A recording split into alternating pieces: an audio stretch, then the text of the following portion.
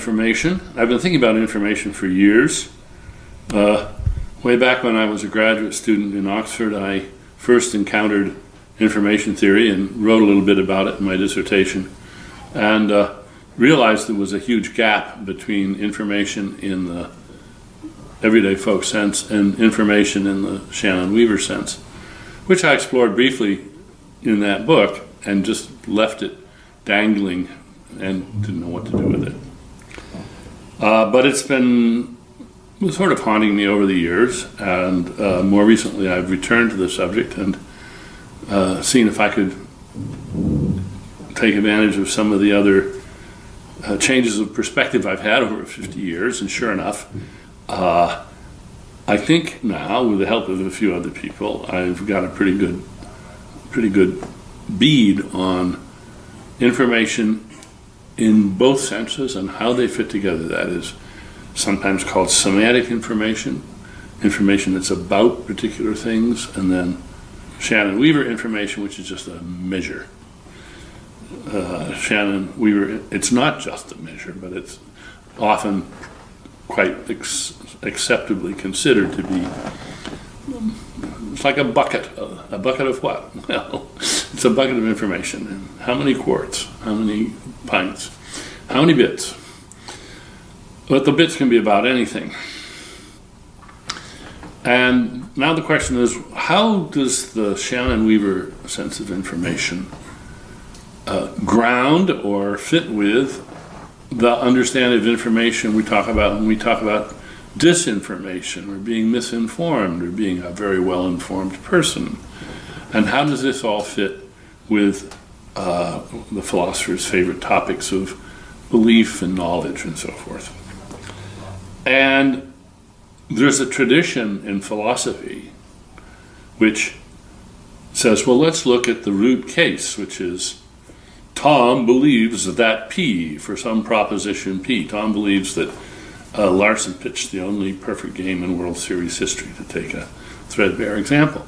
So here we have a case of a person, Tom, who has a belief, and the belief is captured, presumably, by this proposition. It's a sentence of English in this case, but one is to understand that that sentence of English is just standing in for something more abstract, roughly the same way that a numeral, Roman or Arabic, stands in for a number. The number is abstract, the numeral is a symbol. So the English sentence is an expression of a proposition. And so philosophers have been very eager to get a good theory of propositions. And I played with that stuff for years, worked, struggled with that stuff for years, and grew more and more dissatisfied with it. And wrote a piece, oh my gosh, 25, 30 years ago, called Beyond Belief, which was my attempt to put that tradition pretty much to bed. And to my satisfaction, I did. I go back to that literature, the so-called Propositional Attitude Task Force, so named by the participants somewhat jocularly. And here it is. That was 1980-something, I wrote that. And here it is all these years later, and they're playing the same games, puzzling over the same examples, and they're just as far from a solution as ever, as far as I can tell. So I'm not sorry that I turned my back on that, but I still hadn't answered the questions that I wanted answered. So having turned my back on propositions, I thought, what am I going to do about this? Mm-hmm. Well, the area where it really comes up is when you start looking at the contents of consciousness, which is my number one topic. And I like to quote Maynard Keynes on this. He was once asked, do you think in words or pictures? And he said, I think in thoughts. Wonderful answer, but also wonderfully uninformative. What the hell is a thought then? Mm-hmm. How does it carry information? Is it like a picture? Is it iconic in some way? Does it resemble what it's about? Mm-hmm. Or is it like a word which refers to what it's about without resembling it, and so forth? And are there third, fourth, fifth alternatives? And looking at information in the brain, and then trying to trace it back to information in the genes, which must be responsible for providing the design of the brain that can then carry information in other senses, you gradually begin to realize that, oh, this does tie in with Shannon-Weaver information theory. There's a way of seeing information as a difference that makes a difference, to quote Donald Mackay and Bateson earlier, or Mackay I think maybe was first. And so ever since then I've been trying to articulate, with the help of David Haig, evolutionary biologist at Harvard, just what meaning is, what content is, ultimately in terms of biological information, and that in terms of physical information, the information of Shannon and Weaver. And there's a chapter in my latest book called What is Information, which is now, I stand by it that it's under revision. I'm already moving beyond it and realizing there's a better way of tackling some of these issues. But the key insight, I think, is that we simply have to get away, and I've known this for years, I haven't just seen all the implications of it. We have to get away from the idea of there being the pure, ultimate, fixed proposition which captures the information in any informational state. This goal of capturing the proposition, this attempt at idealization that philosophers have poured their hearts and soul into for 100 years, it's just wrong. Don't even try. So now I'm coming around to think, well, why did that have such a hold on us? And I think that it's really quite obvious once you start thinking this way. We, and only we, among all the creatures on the planet, developed language. And language is very special when it comes to being an information handling medium, because it permits us to talk about things that aren't present, to talk about things that don't exist, to put together all manner of concepts and ideas in ways that are only very, very, very indirectly anchored in our biological experience in the world. Compare it, for instance, with a vervet monkey alarm call. The vervet sees an eagle and issues the eagle alarm call, and we can understand that as a signal, an alarm signal, and we can see the relationship of the seen eagle and the behavior on the part of the monkey and the behavior on the part of the audience of that monkey's alarm call. That's a sort of nice root case. Now suppose we start asking, well, what exactly does that monkey call mean? Does it mean, lo, look out, there's an eagle, it's up there? Or does it mean just jump into the trees? Or does it mean just, oh, help, help, help? How would we put that alarm call into English? Don't try. This is the trick.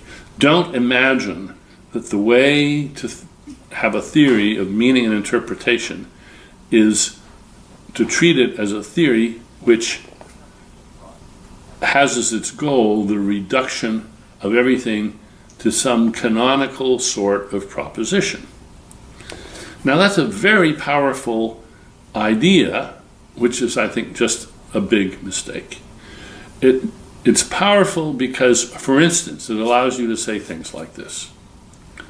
We can have a sentence in French, le chat est noir, a sentence in English, the cat is black, a sentence in German, the Katz ist schwarz, and they all mean the same thing.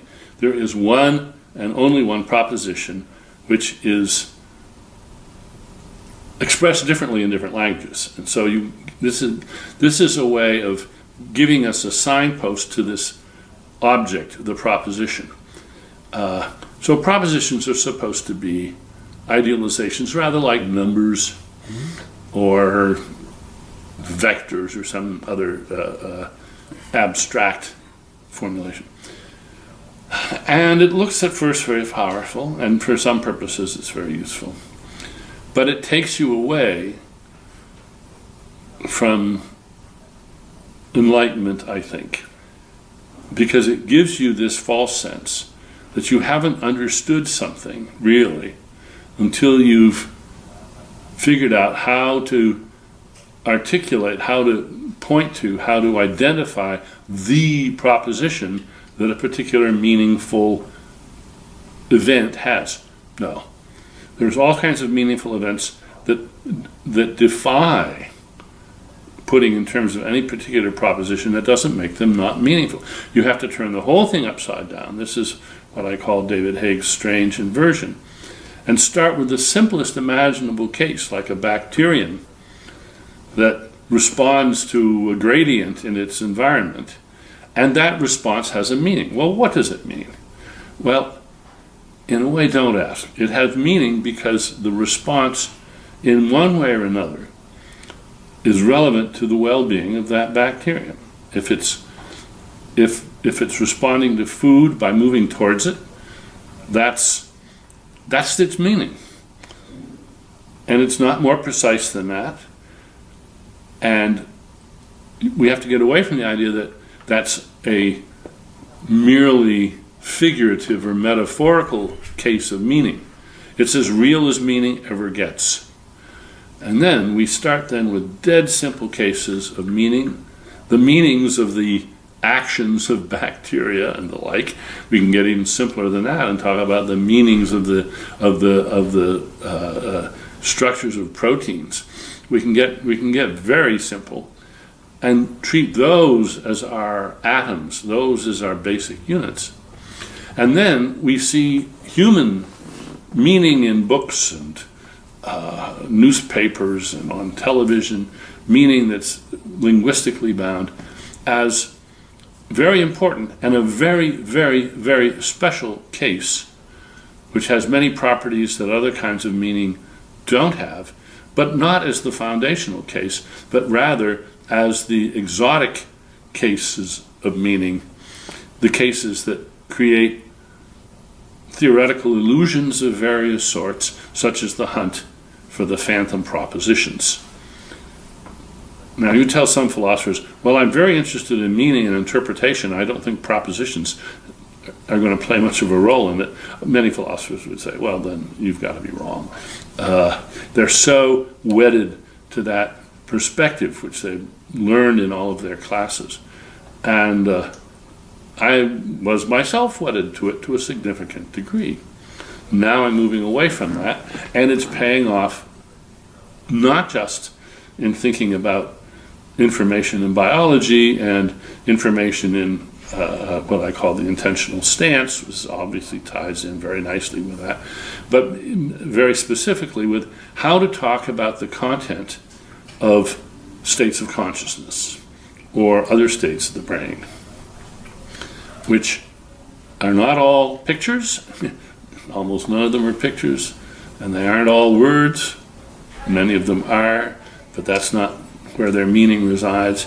And so we are freed up to think about how neural states and transitions can have meaning, quite elaborate meaning, without it being expressible in any sentence. Now, I've been hinting at this in various ways for years.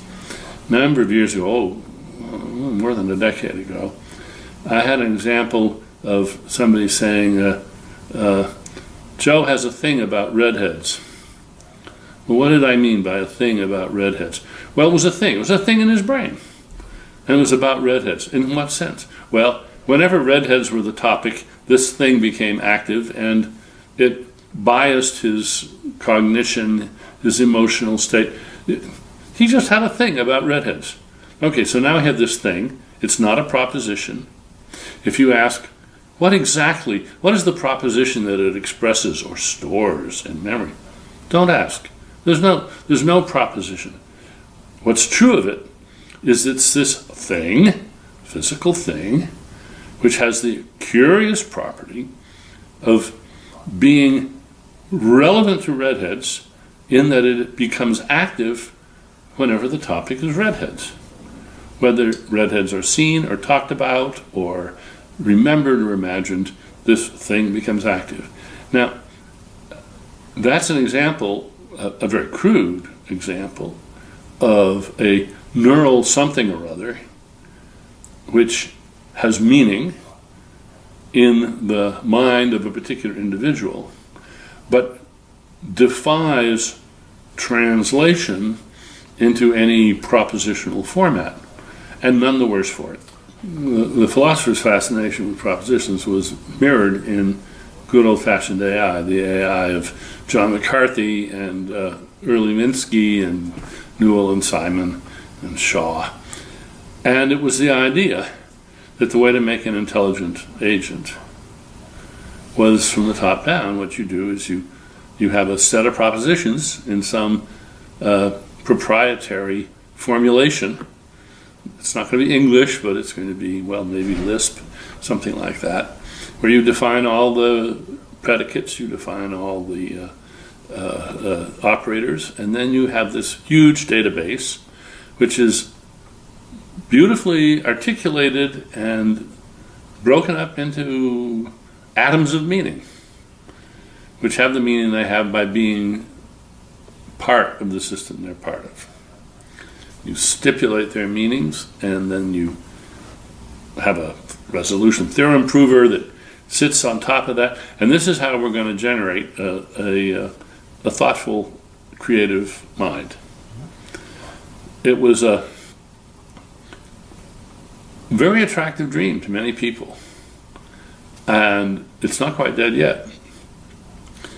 And this early attempt in AI, which went through into the 80s, gave us many wonderful things. And I think that it's important to recognize how much that we now take for granted in AI and in computers grew out of the explorations of the good old-fashioned AI pioneers. But it hit a brick wall. McCarthy and Hayes discovered the frame problem. There were other intractable issues. And then along came connectionism, and then more recently has come reinforcement learning and deep learning. And people have moved away from this ideal of a canonical expression of specific propositions as in an axiom system. I've used the term good old-fashioned AI, or GOFAI, which was coined by my late dear friend John Hoagland in his book Artificial Intelligence, The Very Idea. And he was an early and influential and knowledgeable critic of the field. He deserved the right to come up with the amusing name good old-fashioned AI when it was still going and when it was still regarded as very promising by many people, and he was already foreseeing its demise correctly in many regards. But the fact is that the fruits of good old-fashioned AI are all around us. In fact, the internet is largely based on good old-fashioned AI. When people talk today about semantic search as opposed to string search, they're talking about going beyond what you can do with the methods of good old-fashioned AI, which is string search till the cows come home, and going deeper and getting at the semantic meanings of what's out there. But of course, those are the semantic meanings that the philosophers were trying to capture with their notion of propositions. And if that's just a fool's errand, as I now think, then one has to acknowledge that semantic search, the semantic web, can never be anything more than a useful approximation. And that we should be very keen to recognize that, and recognize that we're not going to get canonical, clear, provable semantics out of most of what's on there. You can get some, because some areas of inquiry, some data sets are wonderfully well articulated and organized and are just built for that kind of exploration. But most of the web isn't, and that's the way it's going to continue. That's where deep learning, etc., comes in, because, and especially Bayesian nets and so forth, because these are tools for finding, by amazing sort of neo-Darwinian methods, extracting meaningful pattern from all of this diverse material. And the beautiful thing about it is they extract meaningful pattern without knowing what the meaning is. And that takes us back, interestingly enough, to Shannon and bits and differences that make a difference. Even when you can't say what difference they make, you can say they make a difference. So what deep learning is now doing is coming up with competences which were sort of unimaginable just a few years ago, because they don't depend on go-fi type comprehension. They don't depend on being able to deduce from axioms that this has to be the meaning of this or this has to be the meaning of that. They're not deductive at all. If you go to Google and search for something, it will search for exactly the sequence of letters you put in, unless now it's getting better, if you think it's better, in that it will try to guess what you really want to ask about, and if it thinks you've misspelled something, it will try an alternative spelling. A lot of people object to that because they want to do research which depends on actual string search. But the techniques that Google and others are developing for going beyond the string and trying to suss out the intended meaning of the search, this is new territory, and we should view it with some real caution and be careful that we know when it's being used and when it isn't, because it may very well misinterpret what you want, and you'll never know unless you can somehow peel back behind the screen and see what's actually going on. Well, those methods are the methods that are intended to make the web more semantic, in that you can look things up by meaning, not just by strict name, not by just the symbols in the string. So these are related. All of these issues are related. The nice phrase, "the difference that makes a difference." Obviously, there's differences everywhere. This grain of sand is here, not there. This grain of sand is a little different shape than that one, and so forth. And some differences, however, have roles to play in larger circumstances, and it may be the butterfly that flaps its wings that causes the hurricane, so forth and so on. If we want to have a general term for differences that make a difference, then that's the information really in the Shannon-Weaver sense, in that it can give rise to a correlation, which can then make a further difference and further differences and further differences. I've talked about inert historical facts. Those are differences that don't make a difference. My stock example is this.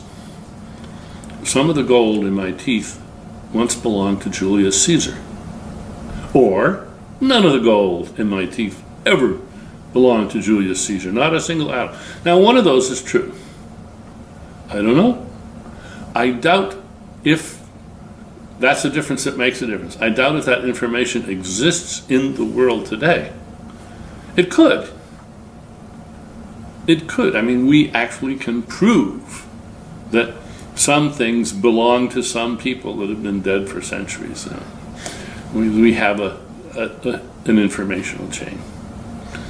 But it's a way of thinking about information which is sort of maximally simple and shorn of many of its usual connotations of codes and signals and languages and the like.